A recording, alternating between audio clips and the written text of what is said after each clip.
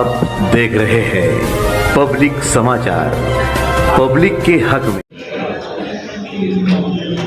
आज इस प्रोग्राम का आयोजन जिन्होंने किया है वो आसिफ भाई नेशनल वाले, हमारे पार्टी के तालुका प्रमुख जीतू देसले जी,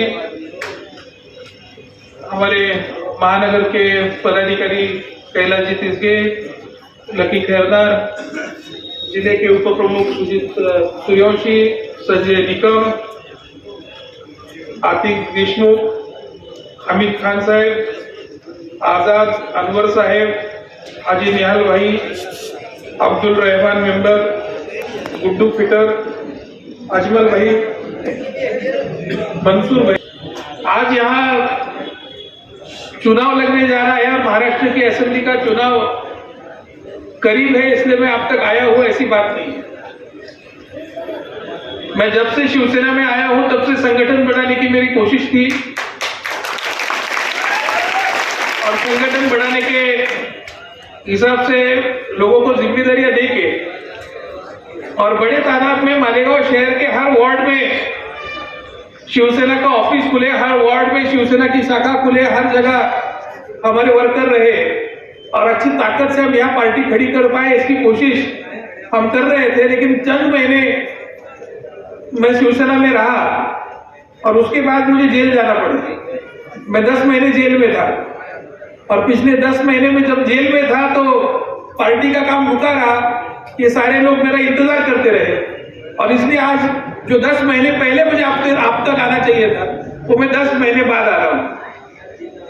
हाजी नेशनल वाला साहब को हमने जिम्मेदारी दी है कि वो शहर में शिवसेना बढ़ाएंगे और उन्होंने आज बहुत सारे लोगों को नियुक्ति देनी थी। उन्होंने मुझे पूछा कि हमको इसको ये पद देना है, उसको वो पद देना है, बड़ी यादी मेरे पास लेके आए थे। मैंने उनको बोला, मैंने जिम्मेदारी अगर आपके ऊपर दी है तो ये लोगों को क्या ओहदा देना है और इनसे कैसे काम करना है, ये जिम्मेदारी भी आपकी होगी। मुझे यादी देखनी नहीं है, आप जहां चाहिए मेरा दस्तखत ले लो। और अभी भी वो जो ऐलान करने जा रहे हैं, जिनका हम इस्तेकबाल करेंगे, जो लोगों को लेटर दिया जाएगा, वो कौन लोग हैं मैं नहीं जानता, उनके नाम ही नहीं जानता। मैंने पूरा भरोसा आसिफ भाई पे रखा है और वो मेरे भरोसे को बरकरार रखेंगे और अच्छी ताकत से पार्टी को ये शहर में खड़ा करेंगे। ये उम्मीद मैं उनसे रखता हूं। हम महाराष्ट्र में महागठबंधन करके काम कर रहे हैं और महागठबंधन में शिवसेना के साथ में Congress, Rashtrawadi Congress, Samajwadi Party, Communist Party और मार्क्सवादी कम्युनिस्ट पार्टी, इतनी सारी पार्टियां मिलके असेंबली का चुनाव लड़ने जा रही है। तो हमें शिवसेना का काम करना है। शिवसेना का काम करने के साथ साथ हम सबको एक साथ आके, सारी पार्टियों को एक साथ जोड़ के हमें आगे बढ़ना है और साथ में लड़ना है, क्योंकि हमारी लड़ाई सत्ता के लिए नहीं है, हमारी लड़ाई सियासत के लिए नहीं है, हमारी लड़ाई किसी एक पार्टी के लिए नहीं है। हमारी लड़ाई जो है वो अपने मुल्क को बचाने के लिए है। हमारी लड़ाई जो है वो अपना अमन और चैन जो खो रहा है उसको वापस लाने के लिए है। हमारी लड़ाई जो माली हालत से हम कमजोर होते जा रहे हैं उसमें बचाने के लिए है। जो हमारी लूट चल रही है, जो भ्रष्टाचार चल रहा है, उसके खिलाफ लड़ने के लिए। और इसलिए मैं आसिफ भाई को कहूंगा कि जो पार्टी के प्रोग्राम हमारे चलते हैं वो चलते रहे, लेकिन आने वाले समय में जो प्रोग्राम चुनाव के दरमियान हमको करने हैं उसमें महागठबंधन की सारी पार्टियों को साथ में लेकर के आपको चलना है और सबको साथ में लेकर के आगे के हमारे प्रोग्राम हो तो वो ज्यादा अच्छा बात या अच्छा मैसेज लोगों तक हम दे पाएंगे कि हम एक साथ हैं और ताकत से लड़ेंगे। सिर्फ मालेगांव आउटर के लिए मैं आपके पास नहीं आया हूं, मैं मालेगांव इनर के लिए भी आपके पास आया हूं। जो भी उम्मीदवार महाविकास आघाड़ी का होगा, महागठबंधन का होगा, उसके साथ हम पूरी ताकत से खड़े रहेंगे और हमको महाराष्ट्र में 200 से ज्यादा सीटें महागठबंधन की आनी चाहिए, इसके लिए काम करना है। आप सब जानते हो, आप सब लोगों ने YouTube देखा है, आप सब लोगों ने वो WhatsApp पे वीडियो देखे हैं।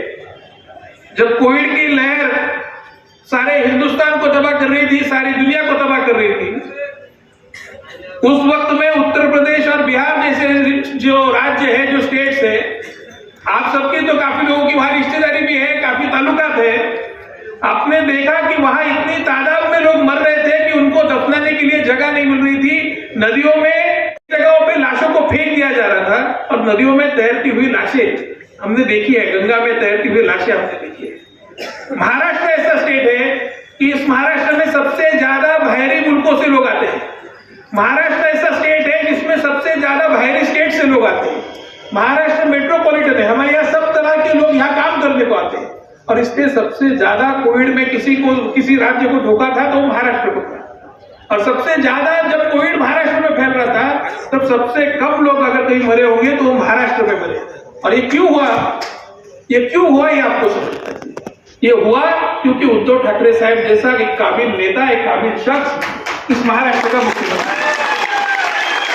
उद्धव ठाकरे साहब ने मेरा परिवार मेरी जिम्मेदारी ये भूमिका हमको दी, हमको सबको महाराष्ट्र को अपना परिवार समझा और परिवार समझ के उन्होंने जो इंतजाम हमारे लिए किए, जो सारे राहत के कार्य हमारे लिए किए, उसकी वजह से आप और मैं अगर आज जिंदा है तो मैं समझता हूं कि उद्धव ठाकरे साहब की वजह से जिंदा है। महाराष्ट्र में कहीं आपने ऐसा नहीं देखा कि हमको लाशें दफनाने को जगह नहीं थी। महाराष्ट्र में कहीं ऐसा आपने नहीं देखा कि हमको लाशें जलाने को दफा नहीं थी। हमने कई लाशें फेंकी नहीं, हमने कई नदियों में लाशें बहाई नहीं। क्यों? क्योंकि हमारा मुख्यमंत्री इतनी काबिलियत से काम कर रहा था कि वो हमको मरने ही नहीं दे रहा था। और वो जो लोकप्रियता, वो जो आप सबका प्यार, जो आप सबकी मोहब्बत उद्धव ठाकरे साहब को मिल रही थी, उससे बीजेपी वाले समझ चुके थे कि उद्धव ठाकरे साहब अगर मुख्यमंत्री बने रहे तो आने वाले समय में भी महाराष्ट्र में सिर्फ शिवसेना रहेगी, बाकी कोई पार्टी का नाम निशान नहीं रहेगा। इसलिए इसको हटाना जरूरी है। और फिर 50-50 करोड़ रुपया देकर इन गद्दारों को खरीदा गया। जैसे जुम्मे के दिन हमारे मार्केट कमेटी में भेड़ बकरियों की, भैंसों की जैसी नीलामी होती है, वैसे विधायक की खरीद फरोख्त महाराष्ट्र में हुई। और उसमें हमारे मालेगांव का एक बकरा भी 50 करोड़ को बेचा।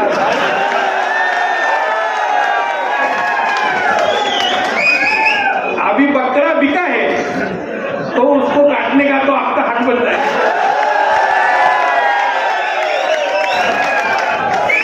लेकिन थोड़ा सब्र करिए, हमारी नवरात्रि चालू है। आसिफ भाई चाहते थे कि आज बकरे कटे, लेकिन मैं उनको बोला नहीं, गलत संदेश जाएगा। नवरात्रि चल रही है, दशहरे तक रुकिए, दशहरे के बाद चुनाव लगेगा। चुनाव के टाइम हमारी जो भगवती माता है वो अपने हाथ से बकरा काटेगी।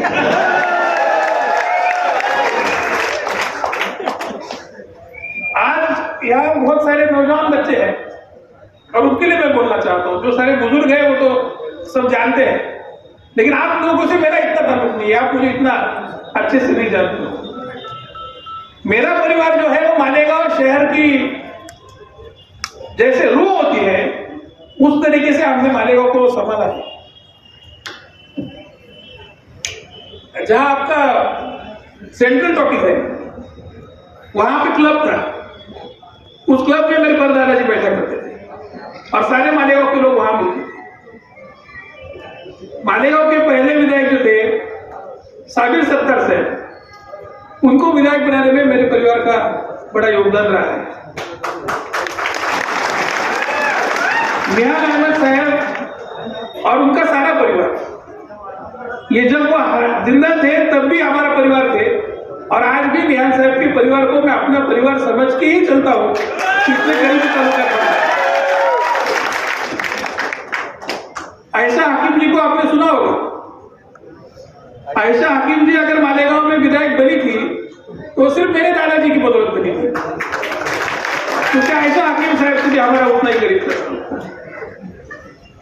और बीच में मैं जब सियासत में नहीं था, मेरा सारा बचपन जो गया वो इस्लामपुरे में गया। मैं इस्लामपुरे में दुकान चलाता था और मालेगांव के जितने आपके कारपोरेटर है, जितने मेम्बरान है, सब मेरे यहाँ आके बैठते थे। वही सबका रात का बैठना होता था और रात को 4 बजे तक मैं वहां बैठता था।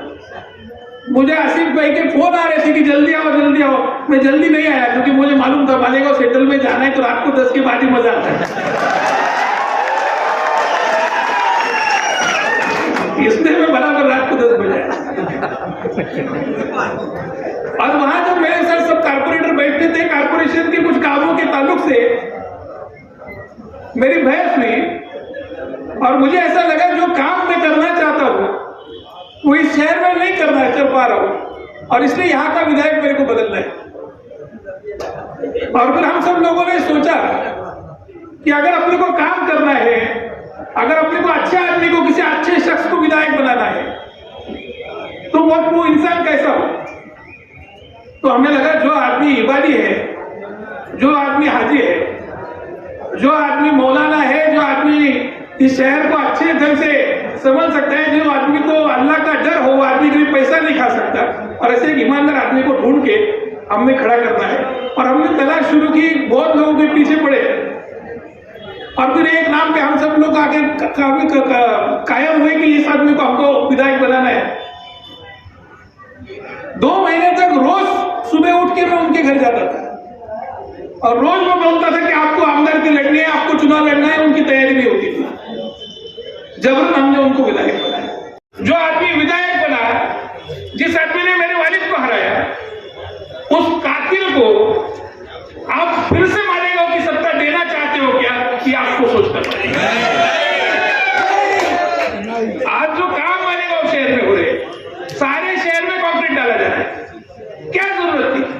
अच्छी बनी हुई सड़कें तोड़ी जा रही है और वहां कंक्रीट डाला जा रहा है। आप रमजानपुर में जाओ, आप मालदी शिवार में जाओ, आप बागे महमूद में जाओ, आप कलेक्टर पट्टा में जाओ, आप भाईगांव में जाओ, आप सोईगांव में जाओ, जो नए एरिया हमारे में आए, आप साइनी गांव में जाओ, जहां लोगों के घर तक जाने के लिए आज भी सड़कें नहीं है। बारिश के दिनों में लोगों को अपनी मोटरसाइकिल हो, साइकिल हो, रोड पे खड़ी करके कीचड़ में से पैदल अपने घर तक जाना पड़ता है। वहां हम नहीं कर रहे। जहां दिख रहा है, जब बड़ी सड़कें अच्छी थी, वो हम पैसा डालते हैं। और वहां क्यों डाल रहे हैं, क्योंकि आरएमसी का जो कंक्रीट का कारखाना होता है वो मंत्री साहब का है, और उनको खुद को उनके कारखाने का कंक्रीट डालना था, इसलिए रस्ते डामर की नहीं चलेगी, वो कंक्रीट की बनेगी, ऐसी सोच उन्होंने नहीं। अंडरग्राउंड ड्रेनेज का काम है। सड़कें बनी नहीं थी कि उसको उखाड़ने के लिए अदानी को लेके आए और उसको 6 इंच का पाइप डाल रहे। अभी सारे शहर की गटर 6 इंच में कैसी सफाई, और वो पाइप आपने देखा होगा तो आप ऐसी 2 उंगली से उठा सकोगे, इतने कम वजन का प्लास्टिक का पाइप है, कितने दिन टिकेगा। जैसे उसके ऊपर मिट्टी पड़ेगी वो दबने वाला है। तो ये 450-500 करोड़ का घोटाला ये आपके ड्रेनेज में भी हुआ, इसने आपके कूड़े का कचरा भी खाया। आज मालेगांव शहर में 100 करोड़ में कचरे का ठेका दिया गया। कचरा उठाने के 100 करोड़, कौन सी गली ऐसी है, कौन सा मोहल्ला ऐसा है जो साफ दिख रहा है। 100 करोड़ रुपए अगर मालेगांव की कारपोरेशन दे रही है कचरा साफ करने को, तो आपके रास्ते पे कचरा क्यों है। आपके इस्लामपुरे में हो या और किसी एरिया में हो, इतने छोटे छोटे मकान और इतने कम जगह में आबादी लोगों की बढ़ती जा रही थी, क्योंकि बाहर फैसिलिटी नहीं थी, बाहर पानी नहीं मिलता था, गटरें नहीं मिलती थी, सड़क नहीं मिलती थी, बिजली नहीं मिलती थी, तो लोग दूर जाना पसंद नहीं करते थे, सबको एक ही जगह रहना था। तो जब हम ज्यादा जगह देंगे, कारपोरेशन जब बड़ी होगी, महापालिका बनी, आज तक महाराष्ट्र में जितनी महापालिका बनी, सब महापालिका में आजू बाजू के गांवों को शरीक किया गया। मालेगांव एक ही महापालिका बनी, तो ऐसी बनी कि जिसके आजू बाजू का कोई एरिया दिया ही नहीं गया, सिर्फ जितनी नगर पालिका थी उतनी महापालिका बनाई थी। ये पहली बार हमारे साथ हुआ। और फिर ये आजू बाजू के लोगों को हमको संभालना था, इनको अंदर लेना था, और ये एरिया लेने को ना स्टेट तैयार हो रही थी, ना कारपोरेशन तैयार हो रही थी। फिर मैंने मुकदमा दायर किया और पीआईएल मैंने हाईकोर्ट में दाखिल किया, पीआईएल में जीता, और हाईकोर्ट ने फैसला सुनाया कि ये 5 जो देहात है इनको मालेगांव कारपोरेशन में शरीक किया जाए। उसके बाद भी कारपोरेशन नहीं कर रही थी क्योंकि इनका दबाव। दूसरी बार मैं कोर्ट में गया, दूसरी बार फिर फैसला मिला, तीसरी बार फिर कोर्ट गया, फिर कोर्ट का फैसला आया। 3 बार कोर्ट में मैं जीता, तीनों बार कोर्ट ने फैसला किया, लेकिन सरकार भी नहीं मान रही थी, कारपोरेशन भी नहीं मान रही थी। फिर कंटेम्प्ट पिटीशन होता है, और कंटेम्प्ट पिटीशन मैंने किया। कंटेम्प्ट में जब हाईकोर्ट चिड़ी और जब मालेगांव के मेयर को भी, तुम्हारे महाराष्ट्र के मुख्यमंत्री को भी जब सजा होगी, ऐसा माहौल बना, तब उनको सबको ये सुनवाई करनी पड़ी। और ये सब गांव जो रमजानपुरा होगा, मालदी शिवार होगा, तुम्हारा दरेगांव होगा, ये सब एरिया मालेगांव शहर में शरीक किया गया। उसको लाने के बाद हमारे सामने सवाल था कि अब ये नया एरिया बना है, लोग वहां रहने जा रहे हैं, उनको हमको फैसिलिटीज देनी थी, वहां सड़कें बनानी थी, वो गटरें बनानी थी, लेडीज के लिए टॉयलेट्स बनानी थी, बिजली लानी थी, और इन कामों के लिए कारपोरेशन के पास पैसा नहीं था। और तब जकात थी, जकात ये वैट नहीं था, तुम्हारा जीएसटी नहीं था, जकात लेने का कारपोरेशन को हक था। और जब जकात ली जाती थी तो जकात का ठेका निकलता था, और जकात का ठेका एक ही जरिया था कि जिसके जरिए से कारपोरेशन को पैसा आएगा और जिसके जरिए से हम तरक्की कर पाएंगे। 30 करोड़ 40 करोड़ का जकात का ठेका होता, और जब जकात का ठेका निकला तो कोई आदमी को उसमें भरने नहीं दिया। और फिर उन्होंने कहा कि 40 करोड़ को मानेगा, कोई जकात लेने को तैयार नहीं, उसकी ऑफसेट वैल्यू कम करो, उसको 30 करोड़ किया। और 30 करोड़ में उनका जो तय हुआ था उस आदमी को देने का, सब पैसा निकाल लेने का, ये पक्की सोच बनाई। ये सोच बनाने के बाद जितने तुम्हारे जकात के नाके होते थे, मैं सब नाके पे गया, वहां से आंकड़ा लिया कि दिन का कलेक्शन कितना होता है, उसके हिसाब से हमने सारे जगहों के आंकड़े लिए, और मुझे पता चला इसमें 100 करोड़ से ज्यादा पैसा निकलता है। और 100 करोड़ रुपया अगर मिलता है तो 30 करोड़ में क्यों देना है? तो मैंने खुद उसमें टेंडर भरा, और मैंने कुछ भी देखा नहीं, मैंने सिर्फ बोला कि 100 करोड़ के आगे जाना है, इनको रोकना है, पैसा कैसे वसूल करते हैं वो देखते हैं। गुजरात से एक सेठ को बुलाया, हमने ठेका भरा, और मैंने पहला ही टेंडर 130 करोड़ का भर दिया। और जैसे मैंने 30 करोड़ के ऑफसेट वैल्यू को 130 करोड़ का टेंडर भरा, ये डर गए। इनको पता है, बनाने के बाद उन्होंने जो करिश्मे शुरू किए वो हम हैरान हो गए कि हमने विधायक बदला ही क्यों, पहला जो था वो बेहतर था। वाकया मैं बोलना चाहता हूं, हाजी साहब तकरीर में बोले कि ये जो हज को भेजा जा रहा है, उम्रे को भेजा जा रहा है, अगर जियारत चालू होती तो जियारत को भी भेजा जाता, लेकिन ये जो हराम के पैसे से भेजा जा रहा है, इसमें तो कोई शक नहीं कि अल्लाह आपके हज कबूल नहीं करने वाला। लेकिन ये बोलते हुए जब ये बोल रहे थे तो मेरे सामने वाकया आ रहा था, और वाकया ऐसा है कि विधायक साहब की जो वालिदा थी, उनके पैर को काटा गया था, उनको गैंग्रीन हुआ था, और उनको मैं देखने गया था। आज वो है नहीं हमारे को, और उनसे जब मिला वो मुझे बहुत गालियां देने लगे।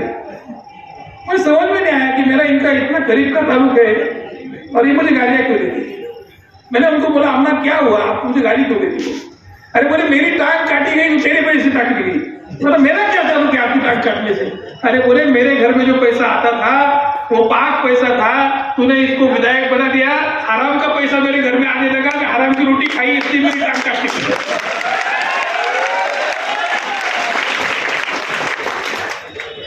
और ये उनका खुद का था, मैं मेरे दिल से नहीं बोलता। और अगर ऐसा हो सकता है तो ये जो पैसा है, जो पैसे से आप हज कर रहे हो, जो पैसे से आप उम्रा कर रहे हो, जो पैसे से आप इबादत करने जा रहे हो, वो पैसा मेरी मार्केट कमेटी का है, वो मेरे किसान का है, वो मेरे व्यापारी का है, वो मेरे हमाल का है, वो मेरे मजदूर का है।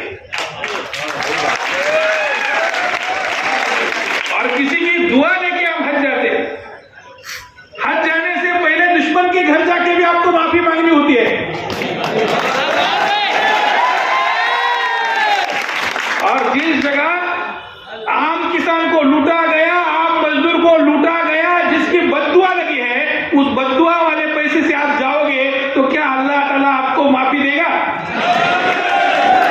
तो ये जो हाथ जा रहे हैं ना, इनको समझाइएगा कि हाथ जाते हैं ताकि जन्नत मिले। आप हाथ जा रहे हो, ऐसे पैसे से जा रहे हो कि आपको जन्नत तो दूर, आपको दोजख की आग में जलना पड़ेगा।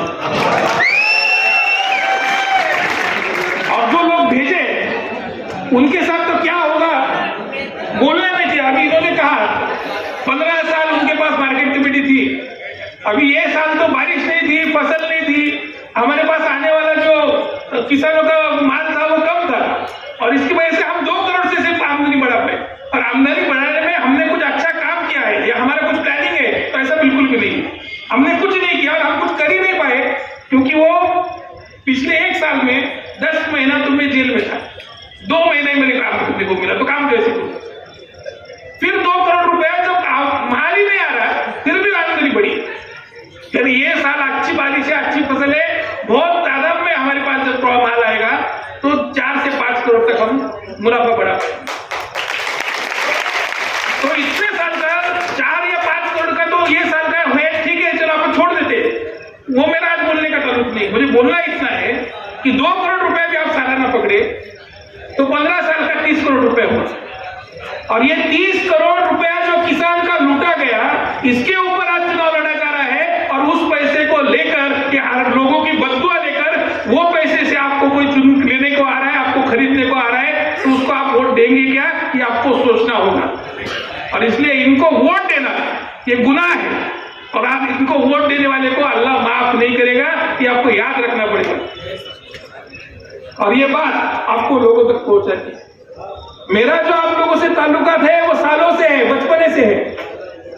मेरी दादी जब चुनाव लड़ी थी तो मुसलमानों की वोट हमारे हल्के में सिर्फ 5,000 थी।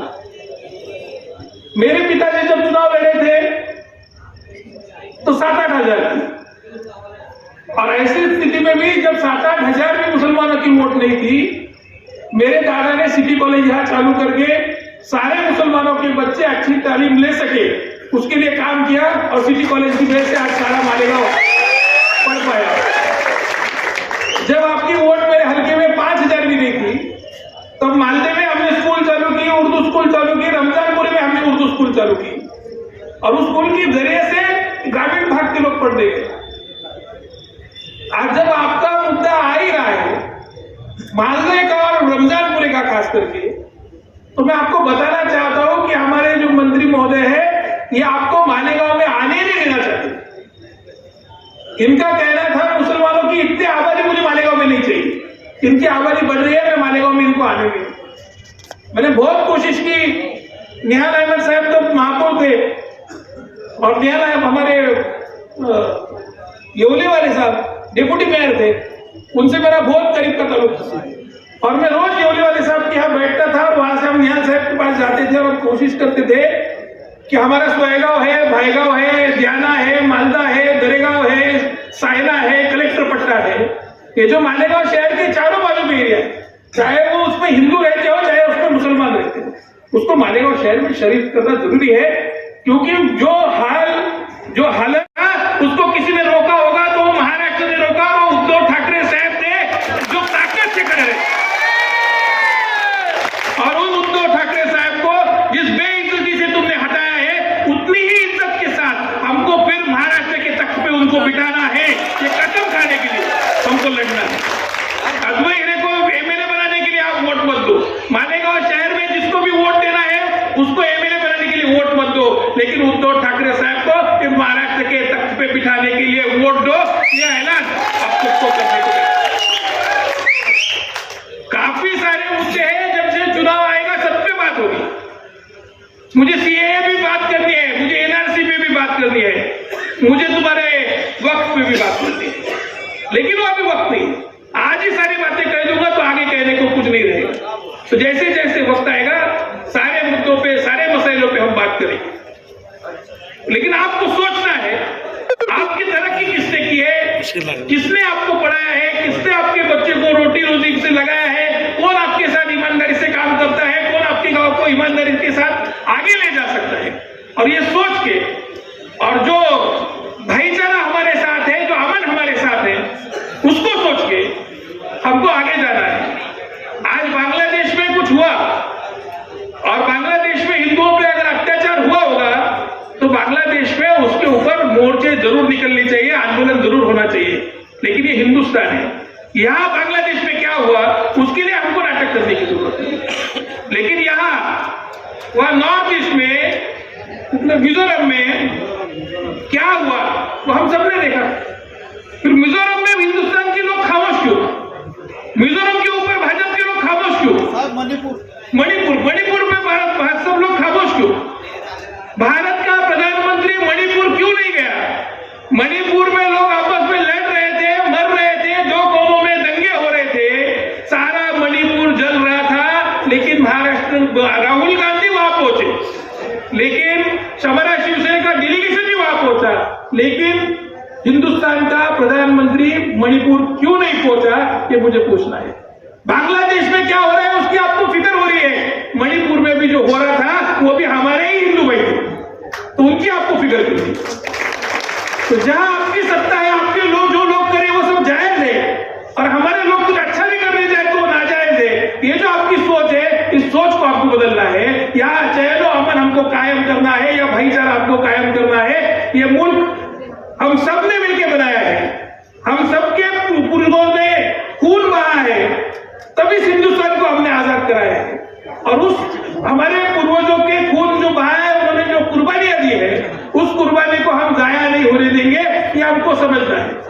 और इसलिए जो 75 साल पहले हमने हिंदुस्तान बनाया था, उसको 75 साल के बाद आज फिर से आजादी का लड़ाई लड़ने की जरूरत है। फिर से हिंदुस्तान को हमको आजाद कराना है। और जब तक भाजपा को आप गाड़ेंगे नहीं, जब तक उद्धव ठाकरे के पीछे आप खड़े रहेंगे नहीं, तब तक हिंदुस्तान को दूसरी आजादी मिलने वाली नहीं है। और इसलिए हिंदुस्तान को दूसरी मर्तबा आजाद करने के लिए आप सब लोग ताकत से शिवसेना के साथ जुड़े, शिवसेना के साथ खड़े रहे, और आने वाले चुनाव में शिवसेना को वोटिंग करें। ये आप सब लोगों को गुजारिश करता हूँ। यहाँ आप लोगों ने मुझे बुलाया, मेरा इस्तेकबाल किया, मुझे सुना, इसलिए आप सबको शुक्रिया अदा करता हूँ और अपनी तकरीर खत्म करता हूँ। जय हिंद, जय भारत। वो जड़ बुढ़िया के बारे में बोलो यार। मुसलमान को जो बोला उन्होंने कि मुझे नीतीश राणे ने जो कहा है, हाँ, जड़ बुढ़िया उसके बारे में उद्धव ठाकरे साहब बोल चुके हैं, आप बोलो। और मैं उस बात का खंडन करता हूं, उसका निषेध करता हूं। सिर्फ मुसलमान के बारे में नहीं, किसी भी मजहब के बारे में, किसी भी, चाहे वो क्रिश्चियन हो चाहे वो हिंदू हो, किसी भी मजहब के बारे में किसी को इस तरीके से बोलने का हक नहीं है। अगर छोटे से मामले में मैं कांग्रेस पार्टी का जो चुनाव चल रहा था मध्य प्रदेश में, उसमें प्रचार कर रहा था, आप भोपाल तक महाराष्ट्र की पुलिस आई और भोपाल से 600 किलोमीटर मुझे यहाँ खिसक के लाई, तो नीतीश राणे तो महाराष्ट्र में है, उसको अभी तक अटक क्यों नहीं हुई, उसको जेल में क्यों नहीं डाला गया, उसको